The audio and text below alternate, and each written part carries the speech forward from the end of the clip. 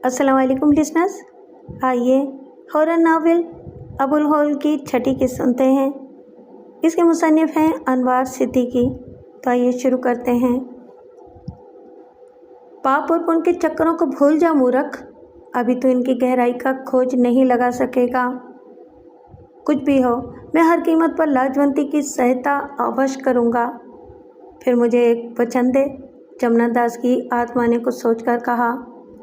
लाजवंती की इस राक्षसी से छुटकारा मिलने के बाद तू उसके प्रेम में घन चक्कर बनने की कोशिश नहीं करेगा। ठीक है, मैं वचन देता हूँ, निर्मल दास ने मन ही मन में जवाब दिया। मैंने पहले भी तुझसे कहा था कि सुंदर नारियाँ महान पंडितों पुजारियों के लिए किसी खिलौने से अधिक हैसियत नहीं रखती। तू भी लाजवंती के साथ घड़ी दो घड़ी मन बहला सकता है, परंतु इसके प्रेम में अपना समय बर्बाद नहीं करेगा। मैं वचन दे चुका हूँ, निर्मल दास ने दोबारा संजीदगी से कहा। तो फिर तू कोई चिंता मत कर, तेरी जिद के कारण मैं इस पापी को किसी भी रूप में लाजवंती के साथ शरीर का मिलाप नहीं करने दूंगा। निर्मल के कानों में जमुना दास की आत्मा की आवाज़ गूंजी। एक बात और भी कान खोलकर सुन ले, उस पापी से युद्ध लड़ने के बाद मेरी आत्मा ज़्यादा दिनों तक धरती पर नहीं रह सकती, इसलिए तुझे 40 रोज़ तक चरण कुमार से दूर ही रहना होगा, वरना मेरी दान की हुई शक्ति भी तेरे किसी काम नहीं आएगी। ठीक है, तुम लाजवंती को बचा लो। मैं चरण कुमार को 2 चंद्रमा के वचन पूरे होने तक नहीं छेड़ूंगा। मैं जा रहा हूँ, परंतु तूने जो वचन दिया इसे भूल मत जाना।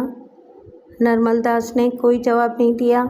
जमुना दास की आत्मा ने जो कुछ कहा था वो इस पर मुतमईन हो गया, लेकिन श्याम सरन किसी गहरी सोच में गर्क था। मेजर लियाकत ऑफिस में बैठा एक फाइल के औराक पलट रहा था जब मेज़ पर लगा हुआ एक छोटा बल्ब रोशन हो गया। मेजर ने फाइल से नज़र हटाकर बल्ब की सिमत देखा, फिर दस्ती घड़ी पर नज़र डाली। दोपहर के 2 बजे का अमल था। इसकी पेशानी शिकन आलूद हो गई। हाथ बढ़ाकर इसने इंटरकॉम का रिसीवर उठाया, फिर एक के हिंसे को दबाया। ये इसके पीए का नंबर था। यस सर, मैंने कहा था कि मुझे 4 बजे से पहले डिस्टर्ब ना किया जाए। सॉरी सर, लेकिन सिविल लाइंस फ़ोन एक्सचेंज के अमले का जो कारिंदा आपसे मिलना चाहता है वो बहुत जल्दी में है। मैंने उसे टालने की कोशिश की थी, लेकिन क्या नाम बताया है उसने? असगर शाह। पीए की आवाज़ रिसीवर में उभरी। उसके पास आपका कार्ड? ठीक है, मेजर लियाकत ने बात काटकर संजीदगी से कहा। इसे पिछले रास्ते से ऑपरेशन रूम में पहुंचा दो, जब तक मैं ना कहूं, और किसी को मेरे दफ्तर में मौजूद होने की खबर नहीं होनी चाहिए। आईजी साहब 2 बार फ़ोन कर चुके हैं। 4 बजे तक इन्हें भी टालते रहो, मेजर लियाकत ने लापरवाही से कहा और फिर इंटरकॉम का रिसीवर रख दिया। उसने अपनी मेज़ पर टार्च में इस्तेमाल होने वाला एक बल्ब लगवा रखा था। बज़ाहिर वो डेकोरेशन पीस ही नज़र आता था, लेकिन पोशीदा तारों के ज़रिए उसका कनेक्शन ऑफिस के दरवाजे से था। ख़ास मौक़ों पर मेजर लियाकत अपने पीए को मुत्तला करने के बाद इस कनेक्शन को ऑन कर देता था, जिसके बाद दरवाज़ा लॉक हो जाता था और बाहर से देखने वाला यही समझता था कि अंदर कोई नहीं है। इस बल्ब को ऑन करने का दूसरा कंट्रोल पीए के पास था, जो इंतहाई अहम ज़रूरत के वक्त ही इस्तेमाल किया जाता था। इस बल्ब को ऑन करने के बाद मेजर लियाकत को किसी ख़ास आदमी के आने के बारे में मुत्तला किया जाता था। ज़रूरी काम करते वक्त मेजर लियाकत को इंटरकॉम के बज़र की आवाज़ भी गिरां गुजरती थी। इसी वजह से इस लाइट के सिस्टम को उसी की हिदायत पर लगाया गया था। पीए से बात होने के बाद मेजर लियाकत ने फाइल उठाकर स्टील कैबिनेट में एहतियात से रखकर उसे लॉक किया, फिर पिछले दरवाजे से निकलकर मुख्तसर राहदारी अबूर करके उस कमरे में दाखिल हुआ जिस पर ऑपरेशन रूम की तख्ती आवेज़ा थी। ऑपरेशन रूम में ऑडियो वीडियो और फ़ोटो प्रोसेसिंग के अलावा भी दूसरी अहम मशीनें मौजूद थीं। इस ऑपरेशन रूम को भी मेजर लियाकत के अलावा किसी दूसरे ऑफिसर को इस्तेमाल करने की इजाज़त नहीं थी। ऑपरेशन रूम में छरेरे बदन का एक पस्ता कामद नौजवान मौजूद था, जो मेजर लियाकत को देखते ही उठ खड़ा हुआ। नो फॉर्मेलिटीज़, मेजर लियाकत ने दोस्ताना अंदाज में कहा। आराम से बैठो। मैंने इस वक्त आपको डिस्टर्ब तो नहीं किया सर? کام کا کیا بنا؟ میجر لیاقت نے اس کے سوال کو نظر انداز کرتے ہوئے دریافت کیا۔ اسی لیے حاضر ہوا ہوں سر، نوجوان نے جواب دیا، پھر جیب سے ایک آڈیو ٹیپ نکال کر میجر لیاقت کے حوالے کرتے ہوئے بولا، اتفاق سے کل رات میری ہی ڈیوٹی تھی اور خوش قسمتی سے کام بھی ہو گیا۔ کتنی دیر بات ہوئی؟ میجر لیاقت نے سنجیدگی سے پوچھا۔ رات 1:15 بجے۔ پہلی بار صرف 1.5 منٹ کی کال تھی، اس کے بعد تقریباً 1:45 بجے جو گفتگو ہوئی وہ 10 منٹ سے زیادہ ہی کی تھی۔ Good job. کسی کو تمہارے اوپر شبہ تو نہیں ہوا؟ جی نہیں سر۔ تمہاری نائٹ ڈیوٹی کس وقت ختم ہوتی ہے؟ نائٹ شفٹ رات 12 بجے سے صبح 8 بجے تک ہوتی ہے، نوجوان جس کی عمر 22 سال تھی بدستور سنجیدگی سے بولا، اور اس وقت دوپہر کے 2 بجے ہیں۔ اس بار میجر لیاقت نے اپنے مخصوص انداز میں نوجوان کو ٹٹولتی ہوئی نظروں سے دیکھا۔ یہ بھی اتفاق ہے سر کہ صبح کی ڈیوٹی والا بندہ 5 گھنٹے دیر سے آیا، نوجوان نے وضاحت کی۔ میں اس وقت ایکسچینج سے سیدھا آپ ہی کی طرف آیا ہوں۔ میں نے تمہیں پرکھنے کے بعد ہی یہ کام سونپا تھا اصغر شاہ۔ میجر لیاقت نے اس بار قدرے افسرانہ انداز اختیار کیا، لیکن ایک بات اچھی طرح سوچ لو، تمہارے بیان کی تصدیق کرنے کے لیے اور بھی دیگر ذرائع موجود ہیں میرے پاس۔ میں بھی ذات کا پٹھان ہوں سر، مر جاؤں گا لیکن غلط بات زبان سے نہیں نکالوں گا، اصغر شاہ نے جذباتی لہجے میں جواب دیا۔ آپ جس طرح چاہیں میرے بیان کی تصدیق کرا لیں۔ تمہارا کیا خیال ہے؟ میجر لیاقت نے دوبارہ بے تکلفی سے پوچھا۔ ٹیپ میں کام کی کوئی بات ہے؟ میں سمجھ رہا ہوں سر، آپ مجھے آزمانے کی کوشش کر رہے ہیں۔ کیا مطلب؟ سر، اصغر شاہ نے صاف گوئی سے کام لیا، کیا آپ کے دل میں یہ شبہ نہیں پیدا ہو رہا ہے کہ میں نے اس ٹیپ کی نقل بھی تیار کر لی ہوگی؟ تمہارے ذہن میں یہ خیال کیوں ابھرا؟ میجر لیاقت نے اسے معنی خیز نظروں سے گھورا۔ یہی ٹیپ میں اگر دوسری پارٹی کے افراد کے ہاتھوں فروخت کروں تو مجھے منہ مانگی قیمت مل سکتی ہے۔ کیا میں غلط کہہ رہا ہوں سر؟ گویا ٹیپ میں بہت زیادہ اہم باتیں ہیں۔ میجر لیاقت کی نظریں بدستور اصغر شاہ کے چہرے کے تاثرات کا جائزہ لے رہی تھیں۔ آپ کو شبہ غلط نہیں ہے سر، اصغر شاہ نے ہونٹ کاٹتے ہوئے کہا۔ اگر آپ نے مجھے براہ راست دفتر آنے کے لیے پابند نہ کیا ہوتا تو شاید پہلے کہیں اور جاتا۔ کہاں؟ ان ولد الحرام کافروں کے پاس جو ہمارے وطن سے دشمنی کا خواب دیکھ رہے ہیں، اصغر شاہ نے ٹھوس آواز میں جواب دیا۔ ان کو جہنم رسید کرنے کے بعد اگر مجھے پھانسی کی سزا بھی ہوتی تو میں اسے خوشی خوشی قبول کر لیتا۔ نہیں اصغر شاہ، میجر لیاقت نے لمبی سانس لے کر کہا، میں تمہارے خیالات اور جذبات کی قدر ضرور کرتا ہوں، لیکن 1-2 آدمیوں کو جہنم رسید کرنے سے بات نہیں بنے گی۔ ہمیں اس پودے کو جڑ سے اکھاڑنا ہوگا جو ہماری مقدس سرزمین پر سر ابھارنے کی کوشش کر رہا ہے۔ مجھے تم جیسے محب وطن نوجوانوں کی ضرورت ہے۔ میرے لیے کوئی اور حکم سر؟ میری کسی بات کا برا نہ ماننا، فرض نبھانے کی خاطر ہمیں مختلف پہلوؤں کو آزمانا پڑتا ہے، لیکن تم میری کسوٹی پر پورے اترے ہو۔ شکریہ سر۔ ایک درخواست اور کروں گا، اس ٹیپ کے بارے میں بھول کر بھی کسی کے سامنے زبان نہ کھولنا۔ میں سمجھا نہیں سر، اصغر شاہ نے حیرت زدہ ہونے کی لاجواب اداکاری کی۔ آپ کس ٹیپ کی بات کر رہے ہیں؟ گڈ، میں تمہارے جواب سے خوش ہوا۔ میجر لیاقت نے آگے بڑھ کر اصغر شاہ کے بازوؤں کو بڑی اپنائیت سے تھپ تھپایا، پھر جیب سے پرس نکالا تو اصغر شاہ نے تیزی سے کہا، نو سر، میں اس ٹیپ کا اب کوئی معاوضہ نہیں لوں گا، لیکن ہمارے درمیان ایک سودا طے ہو گیا تھا۔ میجر لیاقت نے دوستانہ انداز میں کہا، تمہاری طرح میں بھی پٹھان ہوں، اور پٹھان کبھی اپنے کیے ہوئے وعدے سے پیچھے نہیں ہٹتا، اور کبھی اپنے وطن کے غداروں کے سلسلے میں کوئی سودے بازی بھی نہیں کرتا۔ اصغر شاہ نے برجستہ جواب دیا، پھر مسکرا کر بولا، پہلے جو لین دین کی بات ہوئی تھی اس وقت میں کچھ اور ہی سمجھا تھا۔ کیا؟ سول لائنز میں عاشقی واشقی کا بہت چکر چلتا ہے سر، اصغر شاہ نے مسکرا کر جواب دیا۔ خوبصورت و مالدار لڑکیوں کو بلیک میل کرنے کی خاطر بہت سارے بڑے گھر کے چھوکرے ہماری خدمات حاصل کرنے کی خاطر منہ مانگی رقم دینے کو تیار رہتے ہیں۔ آئی سی، मेजर लियाकत ने मुस्कुरा कर कहा, क्या तुम मुझे भी कोई दिल फेंक और आशिक मिजाज पुलिस ऑफिसर समझ रहे थे? क्यों सर, क्या पुलिस ऑफिसरों के पास दिल नहीं होता? मेजर लियाकत असगर शाह का जवाब सुनकर दोबारा मुस्कुरा दिया। फिर एक बड़ा नोट पर्स से निकालकर संजीदगी से बोला, इसे तयशुदा रकम के तौर पर नहीं, मेरी जानिब से अपनी हुब्बुल वतनी का इनाम समझकर रख लो, मुझे खुशी होगी। असगर शाह ने बहुत इनकार किया, लेकिन मेजर लियाकत ने बड़ी अपनाइयत से वो नोट इसकी जेब में डाल दिया। फिर इसके जाने के बाद वो यकलक बेहद संजीदा हो गया। ऑपरेशन रूम को अंदर से लॉक करने के बाद उसने टेप को कैसेट प्लेयर में लगाकर प्ले का बटन ऑन कर दिया और कुर्सी की पुश्त से टेक लगाकर बैठ गया। हेलो।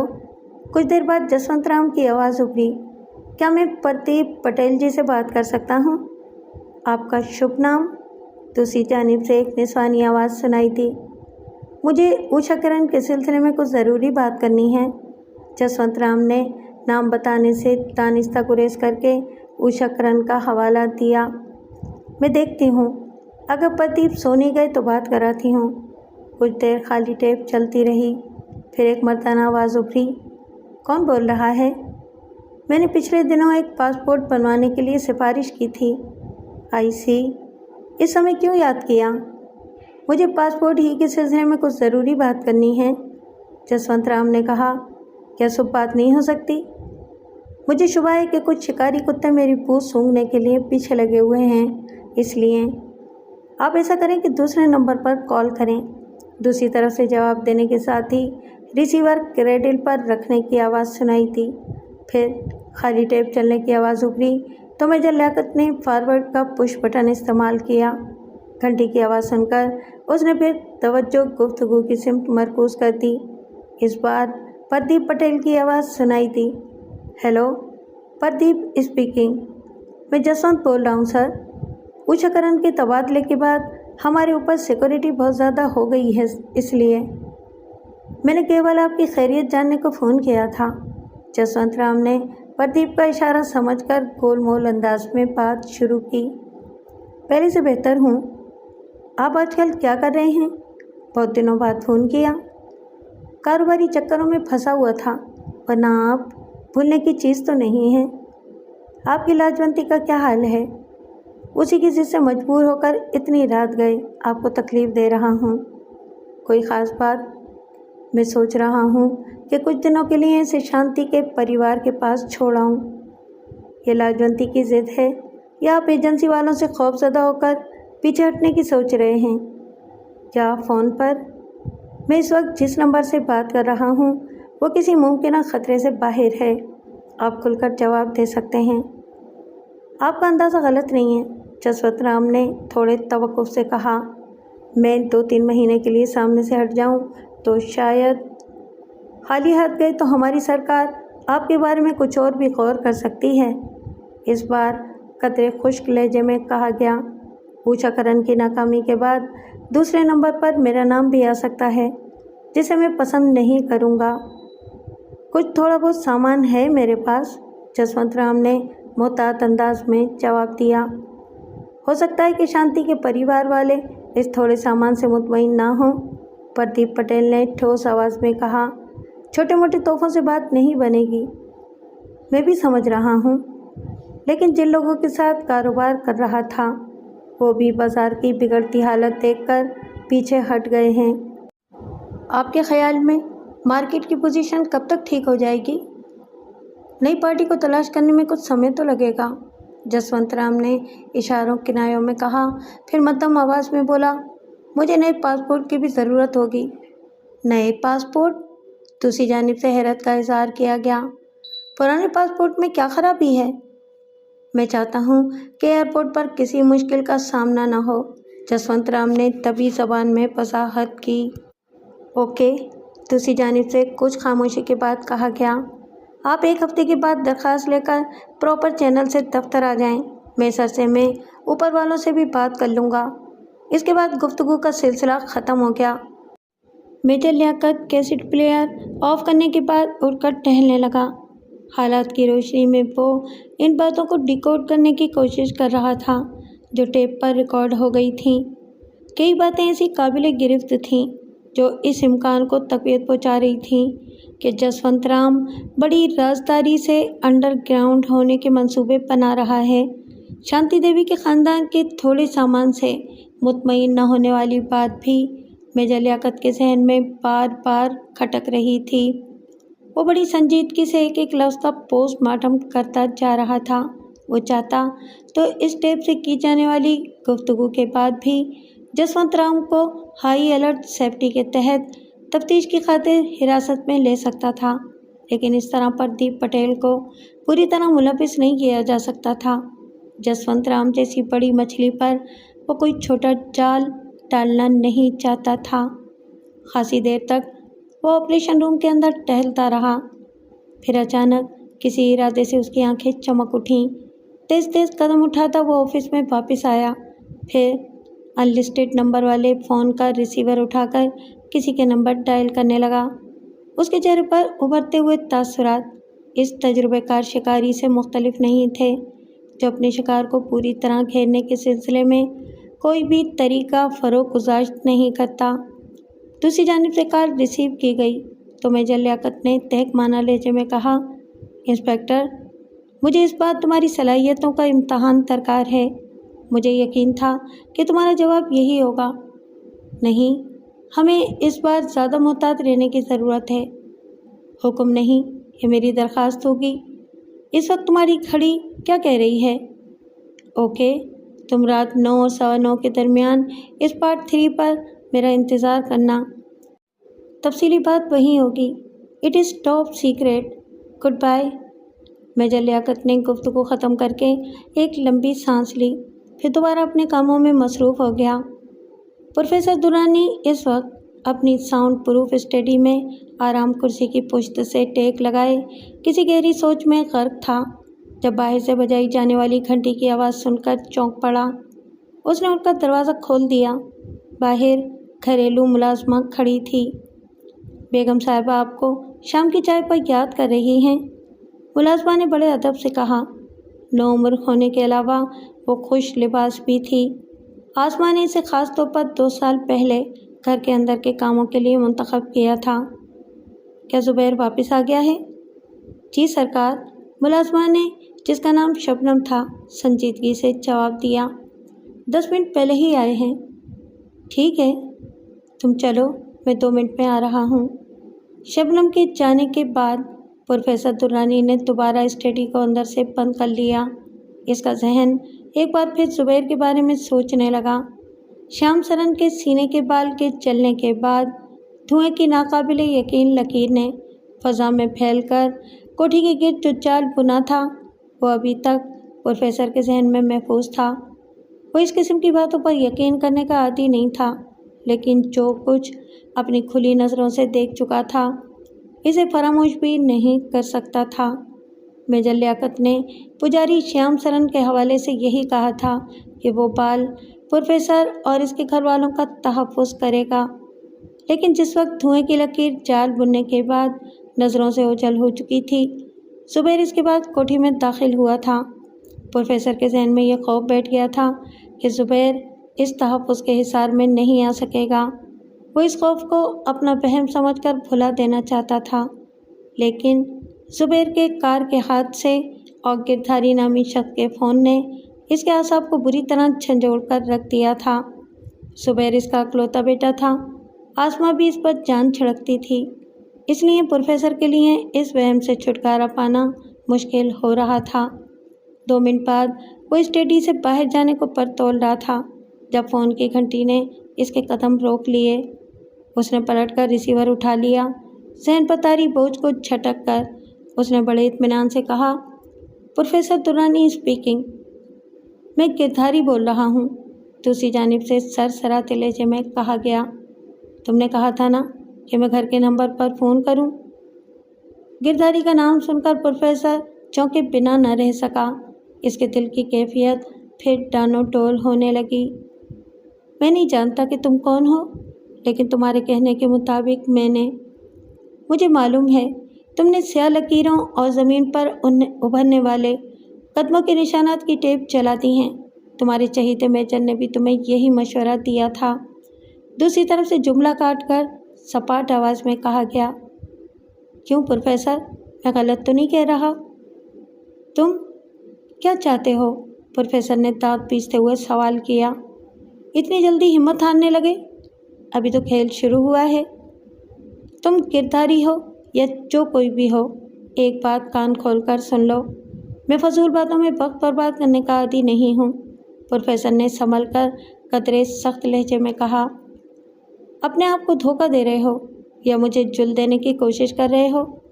مذاق اڑانے والے انداز میں پوچھا گیا۔ بکواس بند کرو۔ پروفیسر کا پارا چڑھنے لگا۔ تم کہتے ہو تو بند کیے دیتا ہوں، لیکن ایک بات میری بھی سن لو۔ کیا کہنا چاہتے ہو؟ میجر نے پجاری شیام سرن کو ہمارے بیچ لا کر اچھا نہیں کیا۔ میں کسی پجاری یا پنڈت سے کوئی واسطہ نہیں رکھتا۔ گرداری کے ساتھ کبڈی کھیلنے کی کوشش کر رہے ہو؟ اس بار سرد آواز ابھری۔ کہو تو یہ بھی بتا دوں کہ اس سمے تمہارے من میں کیا کھلبل ہو رہی ہے؟ تم ابھی میری بات پوری نہیں ہوئی شریمان، دوسری طرف سے سخت لہجے میں کہا گیا۔ میں اس پجاری شیام سرن کی بات کر رہا ہوں جس کی چھاتی کے بال کو تمہاری کوٹھی میں چلایا گیا تھا۔ پروفیسر نے کوئی جواب نہیں دیا، دل ملا کر رہ گیا۔ کس وچار میں گم ہو گئے؟ کوئی جواب نہیں دیا میری بات کا۔ میں لغویات پر یقین نہیں رکھتا۔ اپنے ہٹے کٹے پتر کے کارن بیاکل کیوں ہو رہے ہو؟ پروفیسر نے خاموشی ہی مناسب سمجھی۔ گردانی نے جو بات کہی تھی وہ غلط نہیں تھی۔ ایک کھری بات اور بھی سن لو، تمہارا پتر اس منڈل کے بیچ نہیں آ سکا۔ دھوئیں کی لکیروں کے جال نے جو بنا ہے۔ ان تمام باتوں سے تمہارا مقصد کیا ہے؟ پروفیسر نے جھلا کر دریافت کیا۔ وہ بھی جان جاؤ گے۔ اتنی جلدی کیا ہے؟ ابھی جا کر اپنی سندر پتنی اور جوان پتر کے ساتھ جل پانی کرو، وہ تمہاری راہ تک رہے ہوں گے۔ پروفیسر کا ذہن چکرا کر رہ گیا۔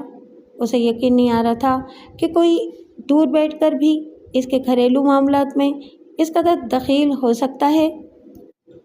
اس سمے کیول اپنے سیوک کی ایک بات دھیان سے سن لو، دوسری جانب سے بے حد کرخت آواز میں کہا گیا۔ تم پجاری شیام سرن سے کبھی ملنے کی کوشش نہیں کرو گے، ورنہ بہت گھاٹے میں رہو گے۔ اپنے چہیتے میجر کو بھی سمجھا دینا کہ زیادہ اچھل کود بند کر دے، ورنہ اس کی کھاٹ بھی کھڑی کر دوں گا۔ پروفیسر درانی نے کوئی جواب نہیں دیا، لیکن دوسری جانب سے لائن پھر بھی کاٹ دی گئی۔ اس نے بھی جھلا کر ریسیور رکھ دیا۔ گرداری کی کال نے اس کا ذہنی سکون برباد کر دیا تھا۔ کچھ دیر تک وہ اپنے اعصاب پر قابو پاتا رہا، پھر اسٹڈی سے نکل کر ڈائننگ ہال سے ملیکا لاؤنج میں آ گیا، جہاں اسماء اور زبیر شام کی چائے پر اس کے منتظر تھے۔ شبنم بھی ایک طرف کھڑی تھی۔ بڑی دیر کر دی آنے میں؟ آسماء نے شوہر کو غور سے دیکھتے ہوئے پوچھا۔ کیا کوئی اہم کام کر رہے تھے؟ نہیں، ایک دلچسپ کہانی پڑھ رہا تھا، پروفیسر نے زبردستی مسکرا کر جواب دیا۔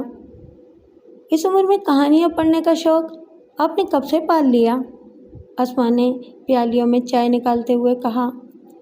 ریٹائرمنٹ کے بعد وقت گزارنے کی خاطر کوئی نہ کوئی شوق تو اختیار کرنا پڑتا ہے نا، پروفیسر نے بڑے سکون سے کہا اور پھر زبیر کی سمت دیکھ کر پوچھا۔ تمہارے امتحانات کب سے شروع ہوں گے؟ تقریباً 2 ماہ بعد، زبیر نے سنجیدگی سے جواب دیا۔ امتحان سے فارغ ہونے کے بعد کیا پروگرام ہے؟ پہلے امتحان تو ختم ہو لینے دیں، آسماء نے کہا، بات کی بات میں دیکھی جائے گی۔ میرا خیال ہے کہ زبیر کو امتحان کے بعد ڈاکٹریٹ کرنے کے لیے باہر بھیج دیا جائے۔ آپ کا کیا مشورہ ہے؟ نیک خیال ہے، لیکن باہر بھیجنے سے بیشتر میں اپنے بیٹے کی شادی کرنے کا پروگرام بنا رہی ہوں۔ آسماء نے چائے کی پیالی شوہر کی جانب بڑھاتے ہوئے مسکرا کر کہا۔ باہر جانے کے بعد اگر کوئی سفید چمڑی کی میم میرے بیٹے کے گلے پڑ گئی تو میرے تو سارے ارمان دل کے دل ہی میں رہ جائیں گے۔ کیا ہمارے بیٹے پر آپ کو اعتماد نہیں ہے؟ پروفیسر نے فخریہ نظروں سے زبیر کی طرف دیکھتے ہوئے مسکرا کر پوچھا۔ اپنے بیٹے پر تو ہے، لیکن موم کی پتلیوں پر نہیں، آسماء نے برجستہ جواب دیا تو زبیر بھی اپنی ہنسی ضبط نہ کر سکا۔ कुछ देर तक इसी किस्म की दिलचस्प गुफ्तगू जारी रही। फिर जुबैन ने शबनम को इशारे से करीब बुलाकर नहायत बेबाकी से उसकी कलाई थाम ली और उसकी आंखों में झांकते हुए बोला, रानी, मेरे नज़दीक आकर अपने सुंदर हाथों से एक प्याली चाय बनाते। जुबैर का अंदाज ऐसा ही था जैसे इसके और शबनम के देरीना ताल्लुकात हों। प्रोफेसर दुर्रानी और आसमा दोनों हक्का बक्का रह गए। खुद शबनम भी बौखला गई। जुबैर, आसमा ने बेटे को गुस्से से सर्जिश की, ये तुम क्या बाजारी हरकत कर रहे हो? छोड़ो, छोड़ दो शबनम का हाथ। शबनम? कौन शबनम? जुबैर ने माँ को घूर कर कहा, ये तो मेरे मन मंदिर की रानी कलावती है। तुम? आसमा तिल मिलाकर उठ खड़ी हुई। तुम इस वक्त होश में नहीं हो शायद। तुम कौन हो? जवाब में जुबैर की आंखें शोलों की तरह दहकने लगीं। दूर हो जा मेरी नज़रों के सामने से, वरना ऐसा कष्ट दूंगा कि सारा जीवन कांटों पर लौटती रहेगी। प्रोफेसर दुर्रानी भी बेटे की हालत देखकर बौखला गया। बेटे को रवानी से हिंदी बोलता देखकर उसके जहन में फौरी तौर पर गिरधारी ही का तस्वुर उभरा था, लेकिन वो आसमा के सामने इसका नाम ज़बान पर लाना नहीं चाहता था। खामोश तमाशाई भी नहीं रह सकता था। चुनांचे सख्त आवाज़ में बोला, जुबैर, शबनम का हाथ छोड़ दो। जुबैर? जुबैर ने बाप को अजनबी नज़रों से घूरा, फिर घुड़क कर कहा, दफ़ा हो जाओ यहाँ से, मैं जुबैर नहीं हनुमान सिंह हूँ। शबनम खुद को छुड़ाने की खातिर सारी जान की कुव्वत लगा रही थी, लेकिन जुबैर की मजबूत गिरफ्त ने उसे पूरी तरह जकड़ रखा था। आसमा ने शोहर की तरफ देखा। क्या हो गया है मेरे बच्चे को? हालात ने इस कदर नाजुक सूरत इख्तियार कर ली थी कि प्रोफेसर दुर्रानी भी कोई फ़ैसला नहीं कर पा रहे थे। जुबैर की कैफियत बता रही थी कि वह इस वक्त किसी गंदी रूह के ताबे था, इसलिए किसी को नहीं पहचान रहा था। शबनम ने भी आहोजारी शुरू कर दी। छोटे सरकार, खुदा के लिए होश में आए, छोड़ दे मेरा हाथ। तू भी घबरा गई मेरी कलावती? जुबैर ने उसे घसीट कर अपने ऊपर गिरा लिया और बड़ी लगावट से बोला, किसी की चिंता मत कर मेरी रानी। हनुमान सिंह के सामने कोई माई का लाल सर नहीं उठा सकता। आ, मेरे बिल्कुल नज़दीक आ जा। जुबैर? प्रोफेसर दुर्रानी गरजते हुए उठ खड़े हुए। छोड़ दो शबनम को, तुम शायद वाकई पागल हो गए हो। जवाब में जुबैर ने शबनम को धक्का देकर खुद से अलहदा किया और फिर बड़े ग़ज़बनाक अंदाज में खड़े होकर बाप को इस तरह घूरने लगा जैसे कच्चा चबा जाएगा। इसके त्यौहार हर लम्हा ख़तरनाक से ख़तरनाक तर होते जा रहे थे। जुबैर? आसमा हिज़यानी अंदाज में चीखी, होश में आ जा, तू अपने बाप के सामने खड़ा है। पिता? जुबैर ने दीवानों की तरह कह कहा लगाया और फिर गरज कर बोला, ये पिता नहीं राक्षस है, मैं अभी इसकी चिता बना दूंगा। फिर उसने खूंखार चीतों की तरह जस्त लगाई और प्रोफेसर दुर्रानी के गले पर उंगलियां जमा दी। शबनम बेटी, आसमा ने चीख कर कहा, मुलाजमों को आवाज़ देकर अंदर बुला ले, वरना ये पागल बाप को मार डालेगा। जुबैर ने दोनों हाथों से प्रोफेसर दुर्रानी का गला दबा रखा था। प्रोफेसर दुर्रानी को सीने के अंदर अपना दम घुटता महसूस हुआ। वो दोनों हाथों से जुबैर को पकड़े हुए काबू करने की नाकाम कोशिश कर रहे थे। आसमा ने बाकायदा चीख चीख कर रोना शुरू कर दिया। शबनम तेज़ी से मुलाजमों को बुलाने की खातिर बाहर की तरफ लपकी थी, लेकिन फिर अचानक ही ठिठक कर रुक गई। दरवाजे पर पुजारी श्याम सरन सीना ताने खड़ा जुबैर को खूंखार नज़रों से घूर रहा था। तुम? आसमा ने किसी पुजारी को सामने खड़ा देखकर नफरत से पूछा, तुम कौन हो और बिला इजाज़त? गिरधारी? श्याम सरन ने आसमा का जवाब देने की बजाय जुबैर को ललकारा। बहुत नाटक कर चुका, अब शराफत से चला जा, इसी में तेरी मुक्ति है। जुबैर ने पुजारी की आवाज़ सुनकर प्रोफेसर दुर्रानी को छोड़ दिया, फिर पलटकर श्याम सरन को खा जाने वाली नज़रों से घूरते हुए बोला, तू गंदी मोरी का कीड़ा मेरा मुकाबला करेगा? महाराज को मेरे अलावा तूने भी वचन दिया था कि हम अपनी शक्ति का गलत इस्तेमाल नहीं करेंगे। श्याम सरन ने सरसराते हुए लहजे में कहा, याद है तुझे अपना वादा? तू यहाँ किस कारण आया है? تجھے یہ بتانے آیا ہوں کہ اس گھر کی طرف سے آنکھیں موند لے، شیام سرن نے ٹھوس آواز میں جواب دیا۔ تو مجھے حکم دے رہا ہے؟ میں بنتی کر رہا ہوں۔ شیام سرن نے افہام و تفہیم کا راستہ اختیار کرنے کی کوشش کی۔ اگر میں تیری بنتی کو ٹھوکر مار دوں تو پھر مجھے مہاراج کی آتما سے اپنا وچن توڑنے کی آگیا لینی پڑے گی۔ مہاراج کی آتما؟ زبیر نے، جو پروفیسر کے خیال کے مطابق گرداری کے قبضے میں تھا، کہا لگا کر بولا، جل دینے کی کوشش کر رہا ہے یا ٹھٹول کر رہا ہے؟ تو نے جو کہا تھا وہ پروفیسر نے کر دیا، اب تجھے کیا بیر ہے؟ شیام سرن نے مطلب کی بات چھیڑ دی۔ تیرا اس گھر سے کیا سمبندھ ہے؟ کیول اتنا کہ میں نے اس گھر اور اس میں رہنے والوں کو اپنی شرن میں لے لیا تھا۔ جانتا ہوں، لیکن یہ چھوکرا تیری منڈل میں نہیں آ سکا تھا۔ اسی کارن اس کی سہایتا کو آیا ہوں، شیام سرن نے مٹھیاں بھیج کر جواب دیا۔ مجھ سے یدھ لڑے گا؟ پہل نہیں کروں گا، شیام سرن نے سینہ ٹھوک کر کہا۔ پہلے تو اپنی شکتی آزما لے، پھر میں جواب دوں گا۔ جانتا ہے تو اس سمے کس سے بات کر رہا ہے؟ گردھاری سے، شیام سرن نے زبیر کی آنکھوں میں آنکھیں ڈال کر کرخت لہجے میں کہا۔ ایک بات اور بتا دوں، میں تیرے تینوں روپوں سے پوری طرح جانکاری رکھتا ہوں۔ زبیر نے اس بار کوئی جواب نہیں دیا، تیز نظروں سے پجاری شیام سرن کو گھورتا رہا۔ میرا کہا مان لے گردھاری، اس بالک کا پیچھا چھوڑ دے، ورنہ پھر اپنا فیصلہ کرنے کے کارن دیوی کو بھی ہمارے بیچ آنا پڑے گا، شیام سرن نے معنی خیز انداز میں کہا۔ اس کے بعد کیا ہوگا یہ ہم دونوں نہیں جانتے۔ میں تیرا کہا مان سکتا ہوں، لیکن ایک شرط پر۔ کیا؟ مجھے وچن دے کہ تو میرے کسی روپ کے بارے میں اپنی زبان سے کبھی کوئی شبد نہیں نکالے گا۔ شیام سرن نے فوراً کوئی جواب نہیں دیا۔ اس نے باری باری پروفیسر درانی اور آسما کو دیکھا۔ کیا سوچ رہا ہے؟ ایک وچن تجھے بھی دینا ہوگا، شیام سرن نے سنجیدگی سے کہا۔ تو دوبارہ اس بالک کے قریب بھی نہیں پھٹکے گا۔ مجھے منظور ہے۔ جب تک تو اپنا وچن نہیں توڑے گا، میں بھی اپنی بات پر قائم رہوں گا، شیام سرن نے کچھ سوچ کر جواب دیا۔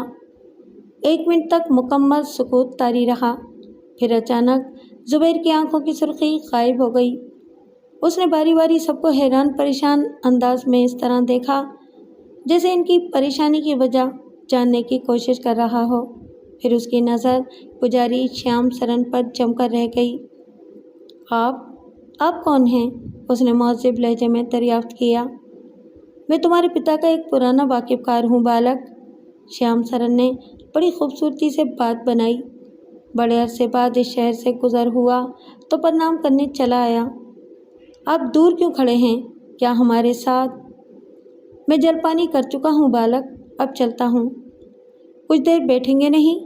پروفیسر درانی نے مصلحت کے پیش نظر بے تکلفی کا مظاہرہ کیا۔ پھر کبھی آیا تو بھوجن کیے بغیر نہیں ٹلوں گا، پجاری شیام سرن نے مسکرا کر جواب دیا۔ پھر سب کو پرنام کرنے کے بعد قدم اٹھاتا باہر چلا گیا۔ میں نے آج کسی پجاری کو پہلی بار اپنے گھر میں دیکھا ہے، زبیر نے شیام سرن کے جانے کے بعد باپ کی طرف دیکھ کر کہا۔ اتفاق ہے کہ تم اس سے پہلے کبھی نہیں ملے، پروفیسر درانی نے جواب دیا۔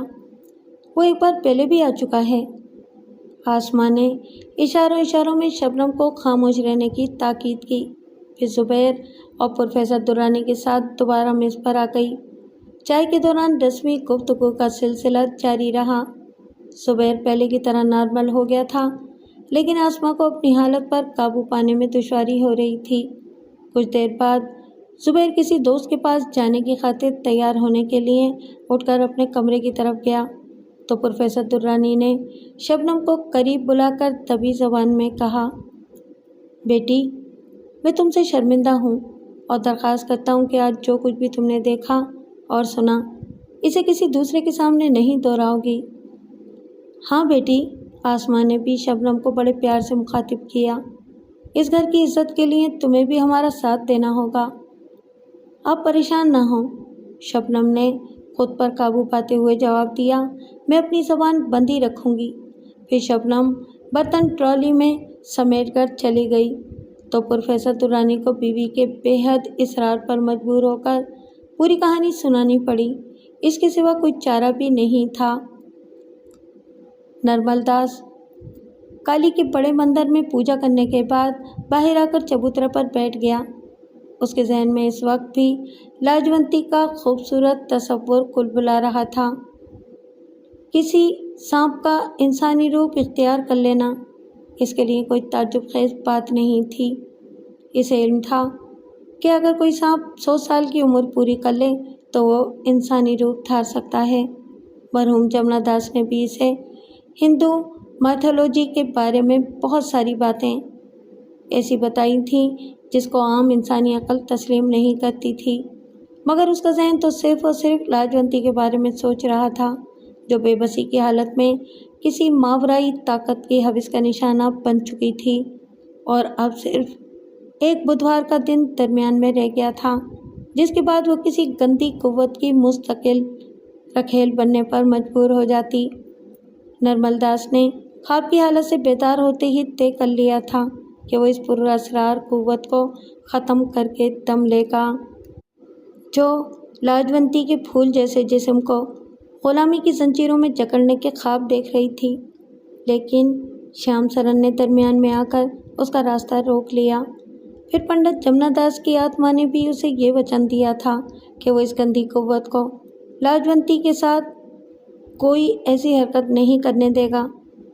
جواب میں اس نے نرمل داس سے یہ عہد بھی لے لیا تھا کہ وہ 40 روز تک دیوی کے مندر کے بڑے پجاری چرن کمار سے 2 ہاتھ کرنے کی غلطی نہیں کرے گا۔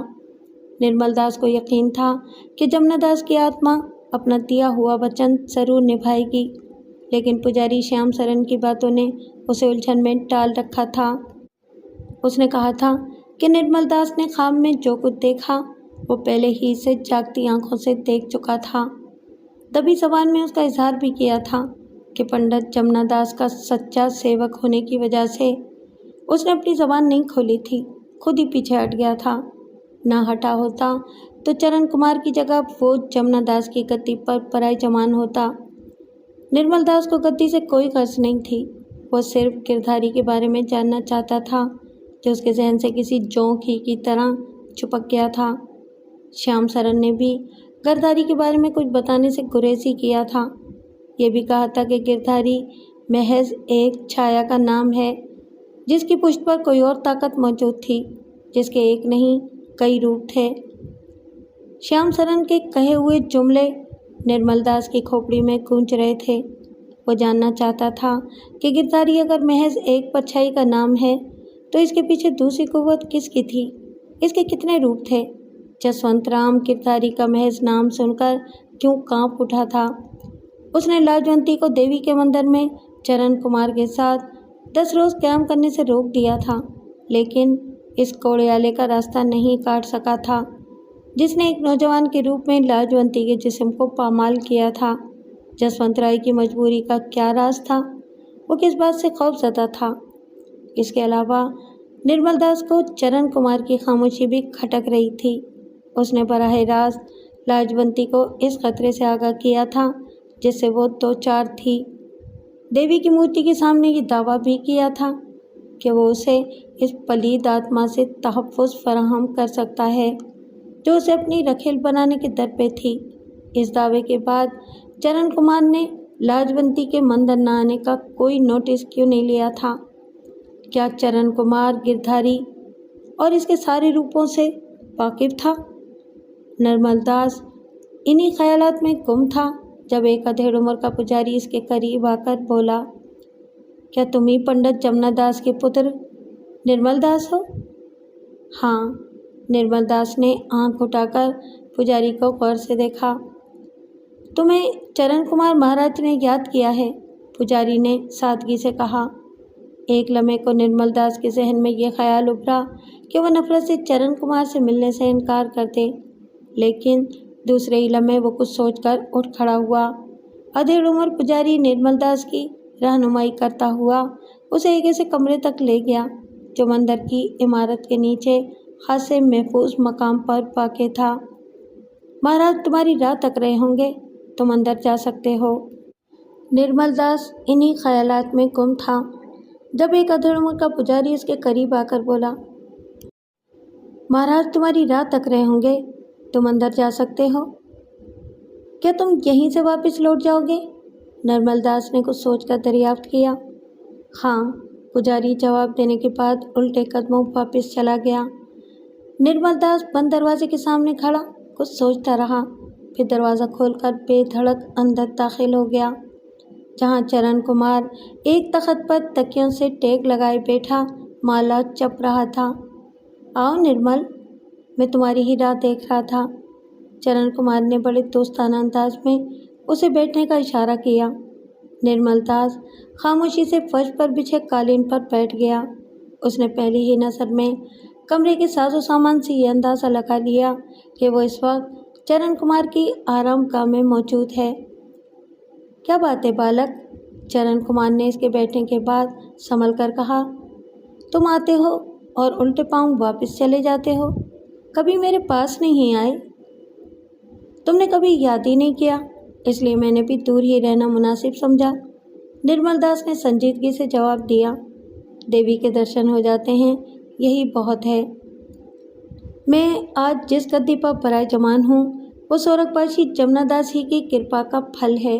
चरण कुमार ने बड़ी अकीदत का इजहार किया। गुरु के नाते से मेरा तुम्हारा संबंध भी अटूट है। निर्मल दास ने कोई जवाब नहीं दिया। क्या मुझसे कोई भूल हो गई जो नाराज़ हो? नहीं, ऐसी तो कोई बात नहीं है। निर्मल दास ने इस बार संभल कर कहा, एक बात पूछूं बालक, तुम बुरा तो नहीं मनाओगे? तुम पिताजी के नाते भी मुझसे बड़े हो चरण कुमार, जो मन में आए पूछ सकते हो। अगर मेरा ख्याल गलत नहीं है तो इस समय तुम मुझे कुछ खोए खोए से दिखाई दे रहे हो। चरण कुमार ने इस बार भी दोस्ताना अंदाज इख्तियार किया। कारण पूछ सकता हूँ? बहुत दिनों से एक गुत्थी उलझी हुई है, इसी को सुलझाने की कोशिश कर रहा हूँ। निर्मल दास ने कुछ सोचकर कहा, पिताजी ने मरते समय एक नाम लिया था, लेकिन इसके बारे में कुछ बताने से पहले ही इनकी आत्मा और शरीर का संबंध टूट गया था। नाम क्या था? गिरधारी। गिरधारी? चरण कुमार ने जहन पर जोर देते हुए थोड़े तवक्कुफ से जवाब दिया, ये नाम मैं पहली बार सुन रहा हूँ। निर्मल दास की नज़रें उसके चेहरे पर जमी हुई थीं, लेकिन गिरधारी का नाम सुनकर चरण कुमार के चेहरे पर कोई ऐसा तासुर नहीं उभरा जिससे वो किसी बात का अंदाज़ा लगा सकता। क्या तुमने पुजारी श्याम सरन से मालूम नहीं किया? चरण कुमार ने बड़ी सादगी से अपनी बात जारी रखते हुए सवाल किया।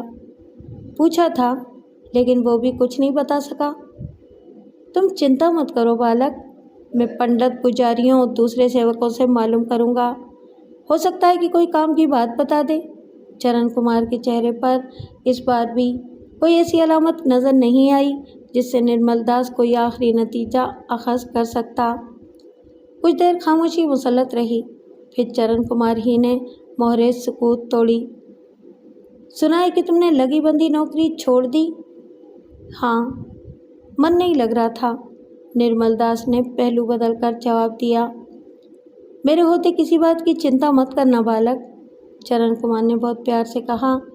अगर मैं तुम्हारी कोई सेवा कर सका तो इसे अपना सौभाग्य ही समझूंगा।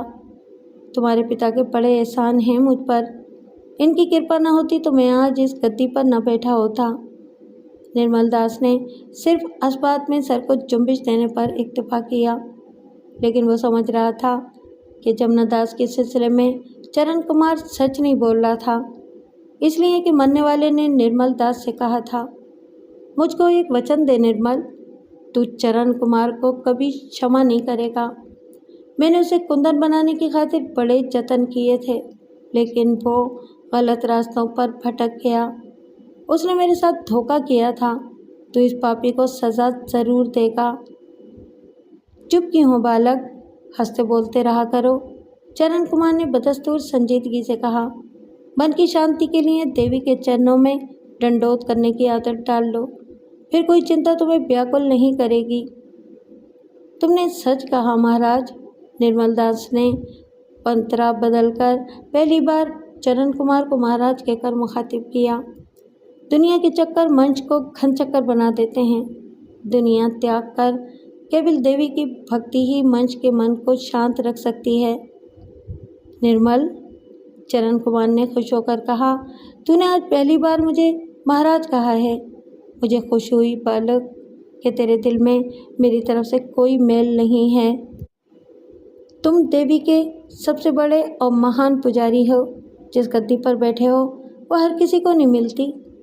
निर्मल दास ने लोहा पिघलता देखकर एक और ज़र्ब लगाई। देवी ने तुम्हें जो शक्ति दान की है वो अपरंपार है। जो तुम्हारी तरफ से दिल में मेल रखेगा वो खाटे में ही रहेगा। मुझे अपने कानों पर विश्वास नहीं आ रहा। चरण कुमार ने हैरत का इजहार किया। ये धरती माया जाले बालक, यहाँ मंच धर्म कर्म की बातें भूलकर एक दूसरे की टांग घसीटने के चक्कर में लगा रहता है। गुरु के करीब होने के कारण इसके कानों में भी जहर फूंकता रहता है। पर जीत उसी की होती है जिसे देवी का आशीर्वाद हासिल होता है। चरण कुमार ने आखिरी जुमले बड़े मायनाखेज और मध्यम आवाज़ में कहे थे। निर्मल दास समझ रहा था कि उसका इशारा किस तरफ है। फिर भी उसने अनजान बनकर पूछा, तुम किसकी बात कर रहे हो महाराज? तेरे पिता स्वर्गवासी पंडित जमुना दास के सिवा और कौन सबसे बड़ा गुरु हो सकता है? उन्होंने देवी देवताओं का मन जीतने के कारण जो कठिन चाप की है, जो महान शक्ति प्राप्त की, वो दूसरा कोई नहीं कर सकता। कौन भरता था उनके कान? निर्मल दास ने बड़ी मासूमियत से दरियाफ्त किया।